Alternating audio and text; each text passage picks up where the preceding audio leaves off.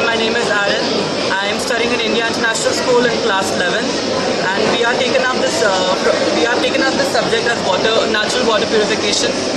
We have taken this because we want everyone to drink purified water. We are showing the method, which is cheap, inexpensive, and everyone can adopt this method. And we have 9 levels in this. The first level goes like.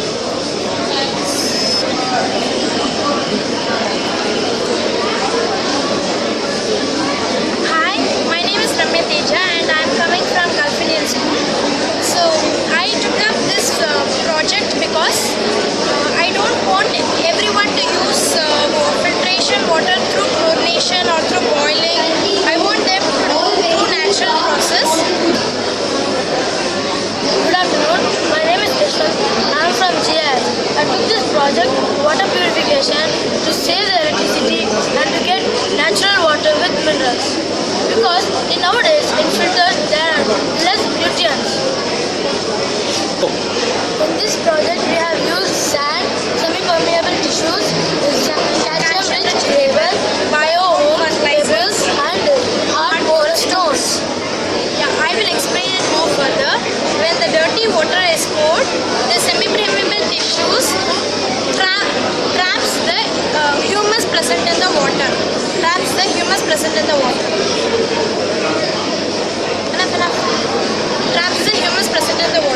When we go further, the calcium-rich gravel enhances the growth of calcium present in the water.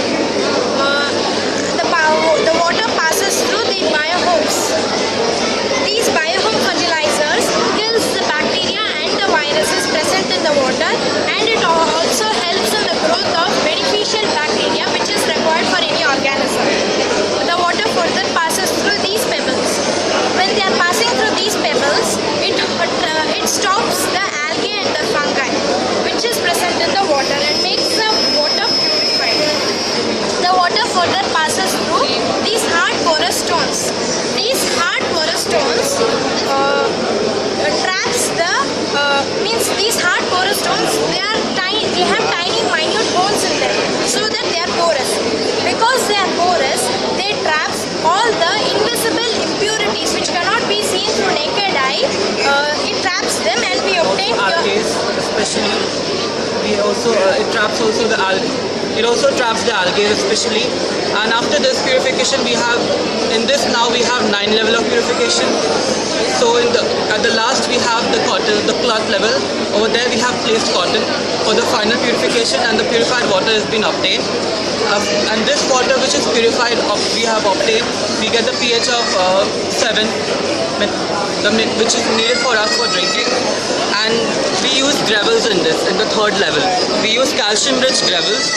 These calcium-rich gravels are actually the main motto of these calcium-rich gravels are to kill the bacteria and virus.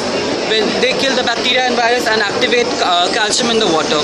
In this purified water, we can use this purified water in fish tanks.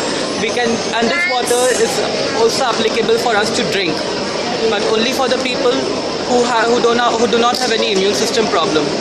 People who have immune system problem like kidney or any other problems in their body which is related to the water, it will be harmful for their body, and it is not applicable for the infants to be for infants consumption.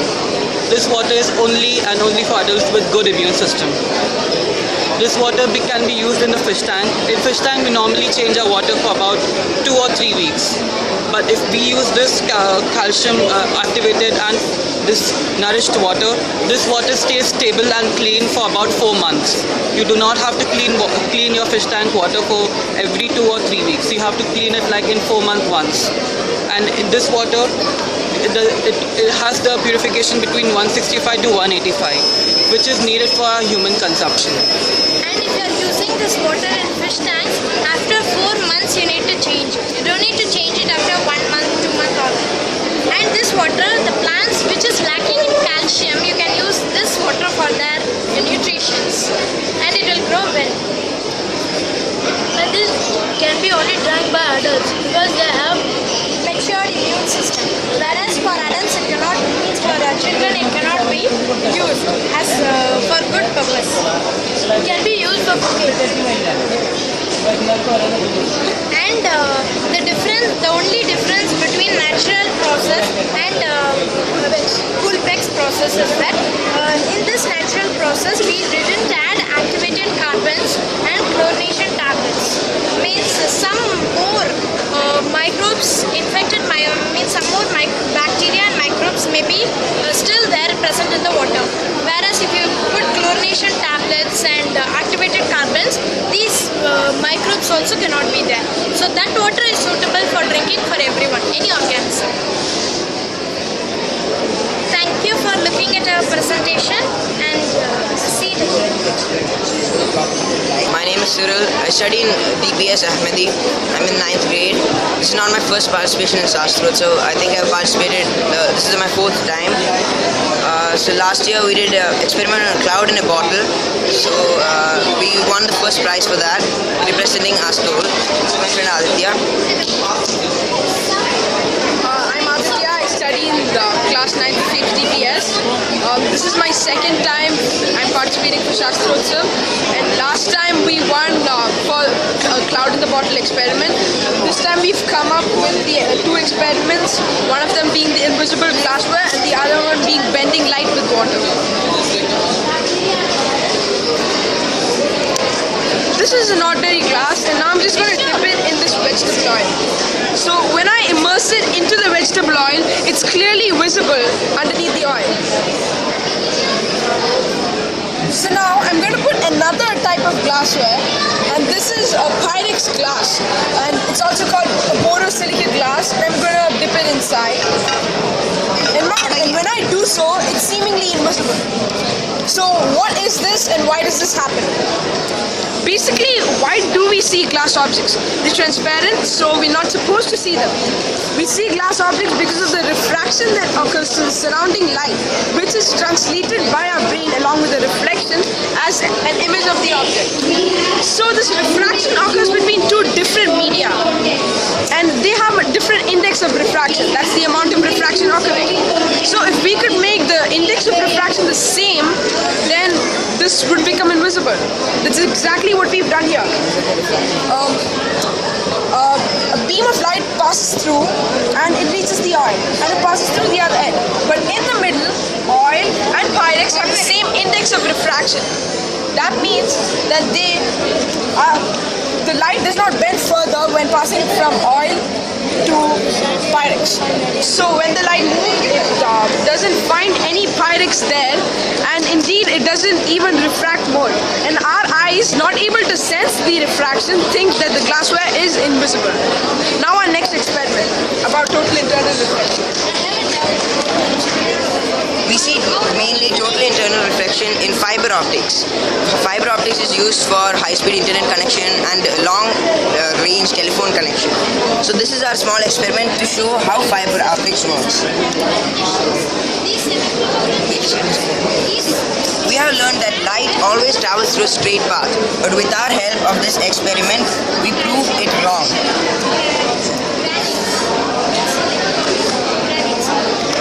See, this light is actually bending. It looks like it's bending.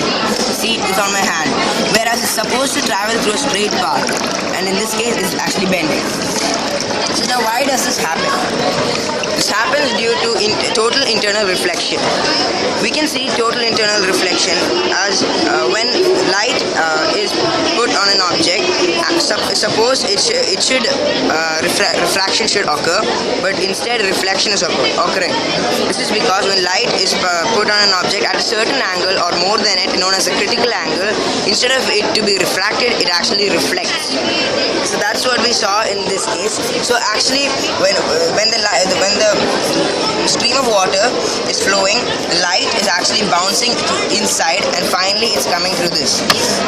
And we can understand this with another example. This is suppose we magnify the stream of water in the glass.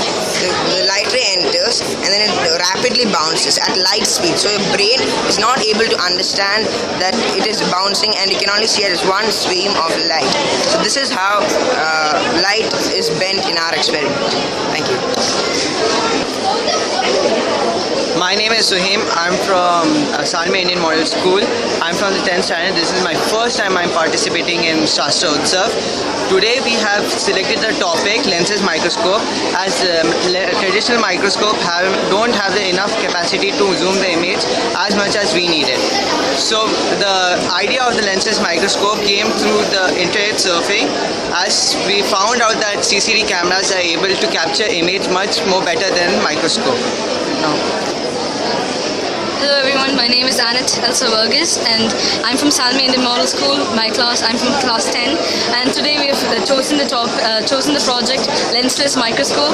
So why we've chosen this topic is because this topic is so effective to all the people around, and even in medicinal purposes, and all its advantages are much more better than the microscope that normal people use, and we want to show this to the world. So that's why we wanted to take this topic out.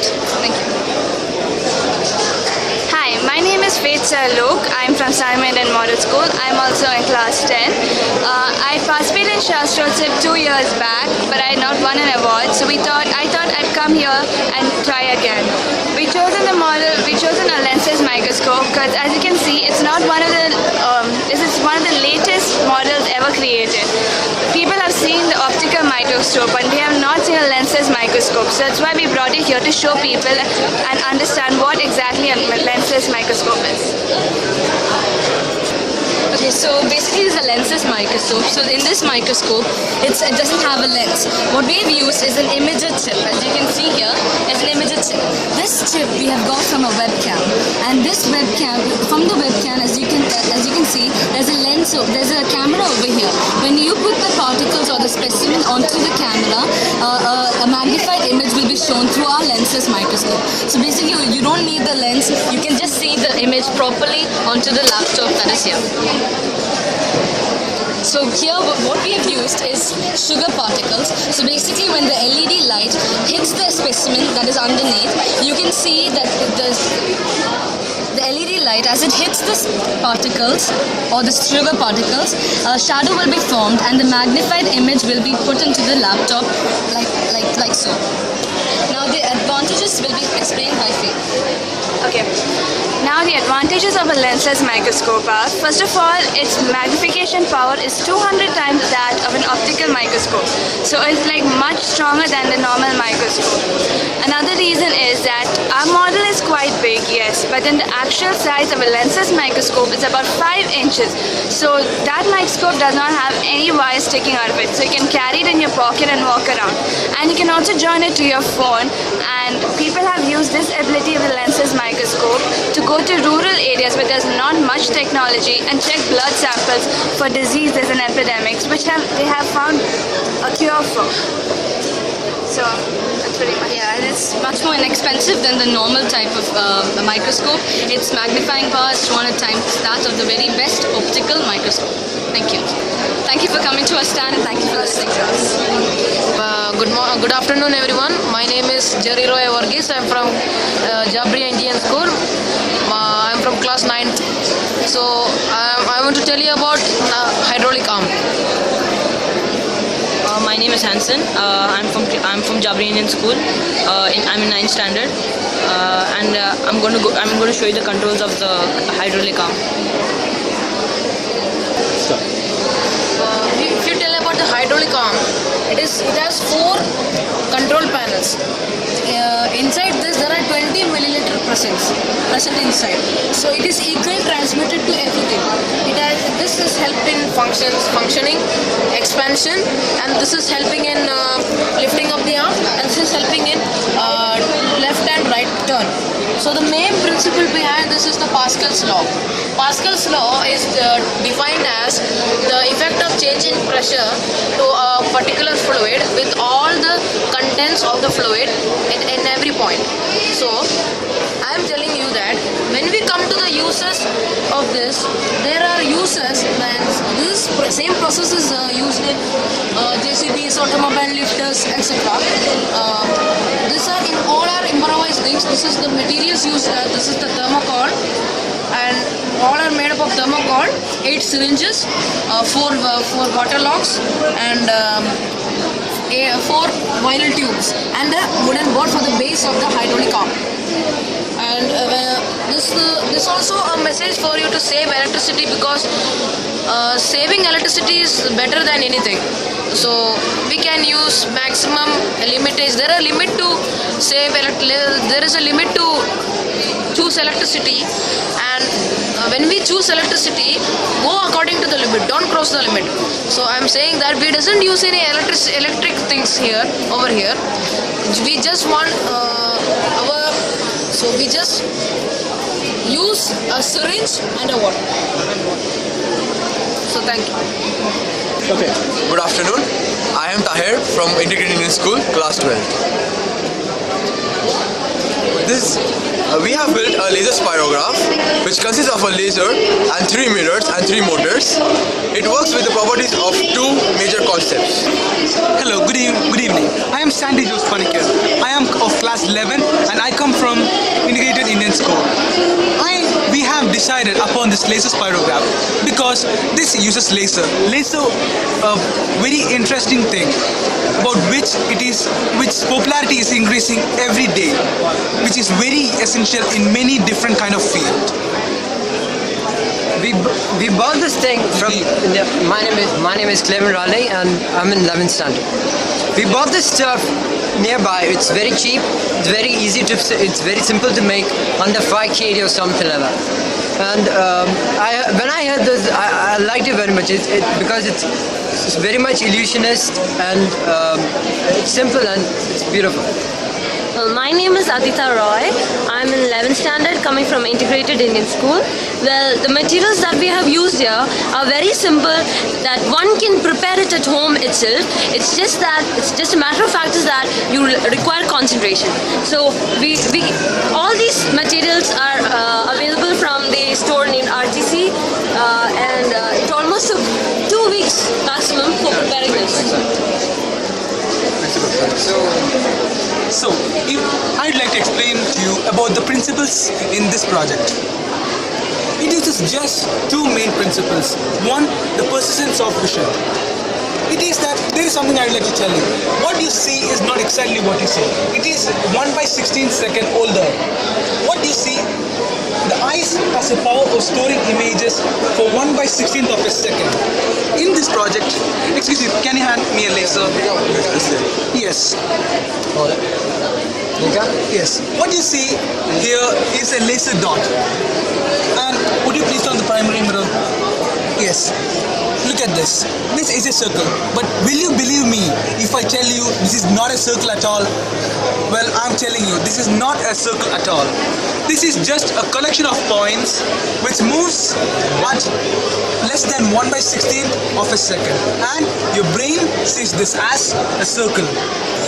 This same principle is used in the movies, but I am not going far deep into how movies are made. I will go into the second principle. Second principle is that a spinning mirror, which is mounted at an angle above 0 degree, will reflect off a circle. This is a schematic diagram. The laser pointer, from the laser pointer to first mirror. First mirror projects a circle into the second one, and the same circle with addition. That circle has an addition, and it is projected to the second one, and then third, fourth, and like that. If you increase the number of mirrors and regulate the speed, you get a variety of shapes and designs. Look at this. This is achieved by regulating the speed and the combination of mirrors. And what you see is not a circle or a solid design, but a collection of points. We would like to show you how it works.